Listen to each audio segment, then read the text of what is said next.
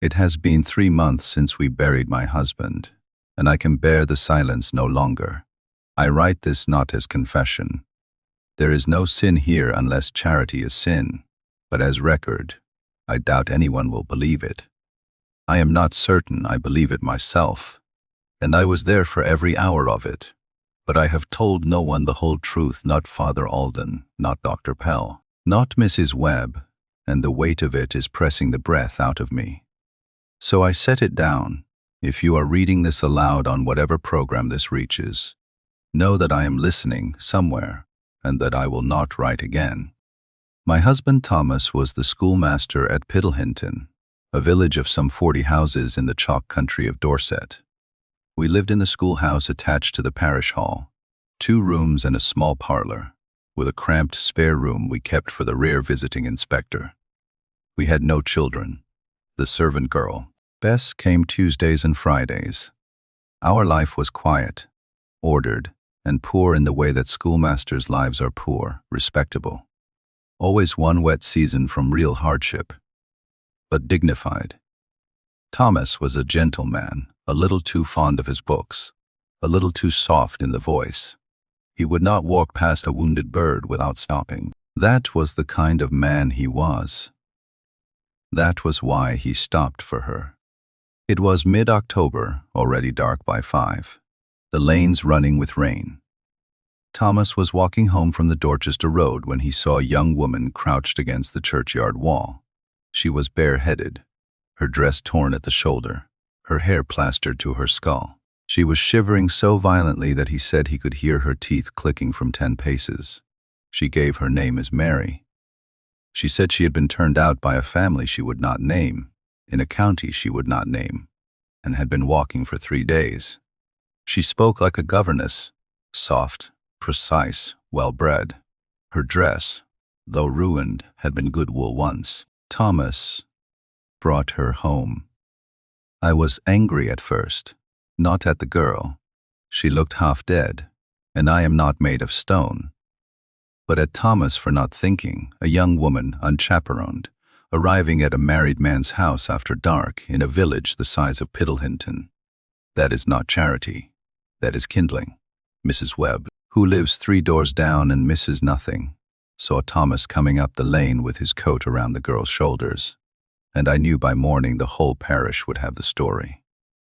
But when I saw Mary in the light of the parlor lamp, my anger cooled. She was so thin, the bones of her wrists stood out like the tines of a fork. Her eyes were pale and very large, and she could barely stand. I put her in the spare room with a brick warmed in the hearth and a cup of beef tea. One night, I told Thomas. One night, and then we must speak to Father Alden about finding her a situation. To send her out into the rain at that hour would have been monstrous. Any reasonable person would have done as we did. She stayed that night. She stayed the next. By the end of the week, Thomas had begun to look poorly. It started as pallor, a grayness under the skin, as if the blood were withdrawing from his face. Then the heartburn. He complained of a burning in his chest after meals, though he was eating less and less. He began to sleep in his study chair, saying the bed was too warm, that my body beside his made him feel smothered. I put this down to overwork. The autumn term was always difficult, and he had been staying up late with his ledgers. Dr. Pell came and prescribed an iron tonic. He asked Thomas whether he had been passing blood. Thomas said no. Dr. Pell told me to feed him liver and not to worry. Mary, meanwhile, kept to the spare room. She was polite, demure, almost silent. Father Alden visited and found her reading a Bible. Our Bible, the one I kept on the windowsill, and pronounced her a virtuous young woman in unfortunate circumstances. I tried several times to draw her out about her family, her situation, what she intended to do. Each time she would only weep silently, the tears running down without any change in her expression, and say she could not bear to speak of it. I decided she was a ruined creature, some gentleman's discarded governess, and that pressing her would be cruelty. I left her alone. The spare room began to smell of cold meat and vinegar. Bess mentioned it first, then I noticed it myself. I searched the room while Mary was in the privy and found nothing. No hidden food, no soiled linen. The smell was simply there, like the breath of a locked cellar. I aired the room and thought no more of it. 3 weeks after Mary arrived, an old tramp stopped Thomas on the Dorchester Road. He was a ragged, bearded man with feet wrapped in sacking and a smell about him that Thomas said was like turned earth and unwashed skin. He carried no pack, no begging cup, only a staff of blackthorn. He stepped directly into Thomas's path and pressed something into his hand. A small St. Benedict medal, worn thin as a wafer, strung on a frayed cord. "You've let her in," the old man said. "Nail this above your threshold or you'll both be salted meat within the month." Then he walked on around the bend in the lane, and when Thomas followed a moment later, the man was nowhere to be seen, though the road was straight and bare for half a mile in either direction. Thomas came home white-faced and told me everything. I wanted to dismiss it. "A wandering lunatic," I said. "A superstitious beggar who had heard gossip about the strange woman at the schoolhouse and hoped to frighten money out of us." But Thomas was shaken, and the medal felt heavy and cold in his hand in a way that ordinary metal does not. That evening he nailed it to the inside of the front door frame, up high where it would not be noticed. We did not tell Mary. An hour later she tried to leave her room. We heard the door open, then a sharp cry, not loud, more like a gasp of pain, and her door slammed shut. She did not come out again that night. The next morning I knocked and asked if she was unwell. Through the wood, her voice came flat and strange. "The doorframe stings. I cannot pass it." I thought she meant the damp had swollen the wood and she had caught her hand. I told her to rest. For 3 days she did not leave the room. Thomas's color improved. The heartburn stopped. We told each other it was coincidence, the tonic finally taking hold, the change in weather. We told each other the tramp was a madman, that the medal was harmless, that Mary's nerves were simply frayed. The whole village now knew the Hartwells were sheltering a poor relation. To turn her out at this point, with winter coming on and no justification beyond a vagrant's ravings, would ignite exactly the gossip we had feared. Thomas would lose his post. We would lose the roof over our heads. The medal, we decided, could stay where it was and do no harm. It was an embarrassment we would never speak of again. I have replayed that decision 1,000 times in the dark hours. A rational person, knowing only what we knew then, would have done the same. That thought is the only thing that lets me sleep. On the 4th night, Thomas could not rest. He had begun to look gray again, despite the medal, and his dreams were troubled. He got up a little past 2 in the morning to fetch water from the kitchen. On his way back, he paused outside Mary's door. There was a light beneath it. A single candle, he thought, though the quality was wrong, too steady, too cold. He heard a soft, rhythmic sound. A brush, he told me later. A small brush being drawn over a surface that was not canvas, not wood, but something with give to it. He knelt. He put his eye to the keyhole. I will set down what he told me as exactly as I can remember it, because the words have not left me since he spoke them, he said. She was standing before the little looking glass on the washstand. She was naked, but her body was not a body. It was a suit, a hollow bag of skin, the color of suet, hanging open down the back like a dress with the buttons undone. She was painting the inside of it with a little brush dipped in a pot of dark fluid, humming a tune he did not know. Where her face should have been, above the painted skin that draped from her shoulders like a hood, was something glistening and knobbed and wrong, like the root of an exposed tooth, he said, but larger and moving slightly, as if breathing through pores he could not see. The thing in the mirror was painting the human face that lay slack beneath it, retouching the lips, the cheeks, the eyelids with the care of a woman at her toilet. The brush moved. The skin in the pot glistened wetly. The humming went on. Thomas stumbled back from the door and came to me in the parlor. He was weeping, his hands shaking so badly he could barely form words. He told me everything. He said we must leave the house at once, that instant, and not come back. I gripped his arms. It was 3 in the morning, the lanes were black, the marsh was rising, and if we ran screaming into the village, we would wake every soul in Piddlehinton. We would have no story to tell that would not end with us in the county asylum. The metal had held her for 3 days. I told him it would hold for a few hours more.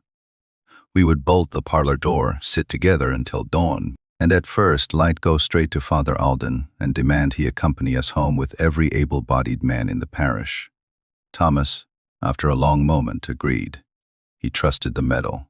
He trusted me. We pushed the heavy oak chair against the parlor door and sat huddled on the settle, listening with the lamp turned low. Not half an hour later we heard Mary's door creak open. Her footsteps crossed the passage. They were light, almost dancer steps, but something about them was wrong, a wetness to the sound, as if the soles of her feet were damp. She stopped at the front door. The metal must have done something, because there was a sound I cannot describe except to say it was like a tooth being drawn from a jaw. A long, slow, grinding separation, and then the front door rattled once and was still. The footsteps turned. They came toward the parlor door. The oak chair, which Thomas could barely lift alone, splintered inward, as if kicked by a horse. Thomas pushed me into the small closet where we kept the good linen. He shut the door. I heard him say something. I think it was my name, and then I heard a wet tearing and a single sharp cry, and then nothing. Nothing at all. The silence was the worst part. It stretched out so long that I thought I had gone deaf. When I finally pushed open the closet door, the room was cold, in a way that had nothing to do with the dead hearth. Thomas was slumped against the hearthstone. His shirt was soaked and dark. There was a hollow in his chest. I will not decorate this. I will say it plainly. A hollow where his ribs showed white and clean, as if the heart had been taken out with a single stroke and nothing else disturbed. The skin of the woman, the thing, was draped across the back of a chair, as limp as a shed dress. The painted face on it was still smiling. The pot of dark fluid sat on the floor beside the brush. The looking glass from her room, I saw later, had been turned to the wall. The metal lay in the center of the parlor, broken cleanly in two, no longer silver but blackened, as if it had been passed through a fire. Of the creature itself, there was no sign. The front door stood open to the rain, and the rain was coming in. I will not describe the next hours in detail. The village woke. Father Alden came. Dr. Pell came. Men searched the lanes and the marsh and found nothing. Thomas was buried in the churchyard 3 days later, on a gray morning with the rooks watching from the elms. The coroner recorded death by person or persons unknown. The skin, I told them, had been a dress Mary left behind. I do not know if they believed me. I did not care. I found the tramp again in Dorchester on market day, 6 weeks after the funeral. I was buying calico and I saw him across the square, sitting against the pump with his blackthorn staff across his knees, as if he had been waiting for me. I walked up to him and I said, "You knew. You knew what she was." He looked at me with eyes the color of ditch water and said, "I know what you are now, too." I asked him if there was any way at all, to bring Thomas back. He was silent for a long time. Then he said, "The heart is gone. There is a replacement if you want it, but you will not like the taste." There in the market square, with the traders calling and the women bargaining over eggs, the tramp took a crust of bread from somewhere inside his coat. He chewed it, slowly, and spat the mash into his palm. He mixed it with something from a small clay bottle, bile, I think, or something worse, until it formed a gray, stringy paste. He held it out to me. The crowd had begun to notice. People were stopping to stare. A woman laughed. A boy pointed. The tramp said, "Swallow this, every last lump, and do not vomit, and go to your husband's grave tonight, and lay your mouth to his chest where the wound is, and breathe." I did it. I swallowed it. The taste was foul beyond any description I can give. Salt and rot and something that burned like a live coal. I gagged, and the crowd laughed louder. and I stood there with my eyes streaming and my throat working, and I swallowed all of it. The lump moved inside me. I felt it travel downward and then sideways in a direction that has no name. The tramp nodded once, and I turned and walked home, and that night I went to the churchyard with a shovel I could barely lift, and I opened the grave. I will not write what I saw when I uncovered him. I will write only this: the hollow in his chest was still there, and I laid my mouth to it as the tramp had instructed, and I felt the lump rise up from my belly and pass from my throat into the cavity. Thomas's ribs closed over it. The flesh knit. The color came back into his skin. He opened his eyes, and he looked at me, and he smiled. That was 3 months ago. We have moved to a different village in a different county where no one knows us. Thomas has returned to his books. He eats well. He sleeps beside me every night. But when the morning light comes through the window and catches his neck where the skin meets the collar of his shirt, I see it. A thin, puckered seam, running from behind the left ear down to the hollow of the throat, as if the skin has been lifted and replaced. The color does not quite match. At the edges it is slightly too smooth, slightly too even, like the margin of a page that has been trimmed. And when he catches me looking in the mirror as he shaves, he smiles.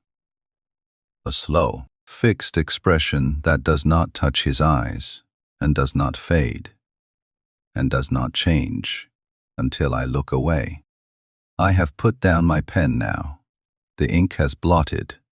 The morning light is coming through the window, and he is smiling, and I do not know what I have brought back with me from that grave.